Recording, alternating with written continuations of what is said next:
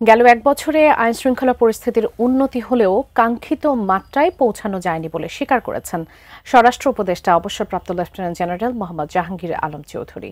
সকালে সচিবালয়ে আইনশৃঙ্খলা সংক্রান্ত কোর কমিটির বৈঠক শেষে এই মন্তব্য করেন তিনি। এক প্রশ্নের জবাবে তিনি আরও বলেন, দেশ জুড়ে চলমান বিশেষ অভিযান নির্বাচন পর্যন্ত চলবে। সম্রাট আনোয়ারের রিপোর্টে বিস্তারিত। ফ্যাসিস্ট আওয়ামী লীগ সরকার পতনের এক বছর পূর্ণ হচ্ছে মঙ্গলবার। গেল সরকারের নিজস্ব বাহিনীতে পরিণত করা পুলিশ এই এক বছরে কতটা সক্রিয় হতে পেরেছে কিংবা দেশের আইনশৃঙ্খলা পরিস্থিতির কতটা উন্নতি হলো, সোমবার সচিবালয়ে আইনশৃঙ্খলা সংক্রান্ত কোর কমিটির বৈঠক শেষে জানতে চাওয়া স্বরাষ্ট্র উপদেষ্টার কাছে। আইনশৃঙ্খলা পরিস্থিতি নিয়ে এখানে আলোচনা করি। জবাবে তিনি বলেন, পরিস্থিতির উন্নতি হলেও কাঙ্ক্ষিত লক্ষ্যেও পৌঁছানো সম্ভব হয়নি। 5ই আগস্টকে সামনে রেখে প্রশাসন সতর্ক আছে উল্লেখ করে আইনশৃঙ্খলা বিষয়ে বিশেষ অবস্থা জাতীয় নির্বাচন পর্যন্ত চলবে বলে জানান উপদেষ্টা। বাট আমাদের একটা কাঙ্ক্ষিত যেরকম একটা উন্নতি হওয়ার হয়তো আমরা অতটুকু উন্নতি করতে পারিনি।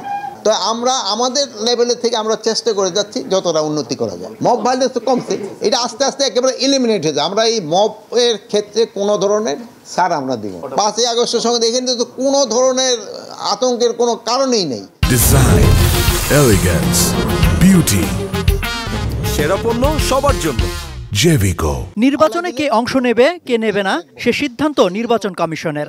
তবে নির্বাচনের তারিখ ঘোষণার পর থেকে শৃঙ্খলার সার্বিক দায়িত্বে থাকবে আইন শৃঙ্খলা বাহিনী। নির্বাচন যেসব হবে, যেসব আইন শৃঙ্খলা পরিস্থিতি যেন ভালো থাকে, এই জন্য আমরা সব ধরনের প্রস্তুতি নিচ্ছি। এর আগে আমরা বলছি যে আমরা কিন্তু ট্রেনিংও করাচ্ছি।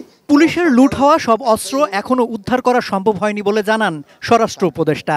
সেই সাথে বলেন, মাদকের সাথে সংশ্লিষ্ট রুই কাতলাদের ধরার চেষ্টা চলছে। মানে বিশেষ অভিযানটা পুরো দেশেই চলতেছে, যেহেতু হয় কি এইটা ইলেকশনের আগ পর্যন্ত চলতে হবে। অস্বীকার করতে উপায় নাই যে আমাদের যে পরিমাণ হাতিয়ার চলে গেছে আমরা তো সব উদ্ধার করতে পারি না। এইগুলো উদ্ধার করার জন্য তো আমাদের চেষ্টা সবসময় জারি আছে। রুই কাতলাগুলি ধরা পড়তেছে না, ওই পুঠিয়া ট্যাংরা এইগুলি ধরা পড়তেছে। তা আমরা চাচ্ছি যে রুই কাতলাগুলি যেন আইনের আওতায় যত তাড়াতাড়ি নিয়ে আসা যায়। এক প্রশ্নের জবাবে উপদেষ্টা বলেন, হুমকি বিবেচনায় যে দলের জন্য যতটুকু দরকার সে অনুযায়ী সব রাজনৈতিক দলকেই সুরক্ষা দিচ্ছে সরকার। যে বেশি ভালনারেবল তারা একটু বেশি প্রোটেকশন দেওয়া হয়, যে একটু কম ভালনারেবল তারা একটু কম প্রোটেকশন দেওয়া হয়। এই বাহিনীতেই তো নির্বাচন হবে, আল্লাহ দিবে, এবং খুব ভালোভাবে হবে। সম্রাট আনোয়ার, এটিএন নিউজ, ঢাকা।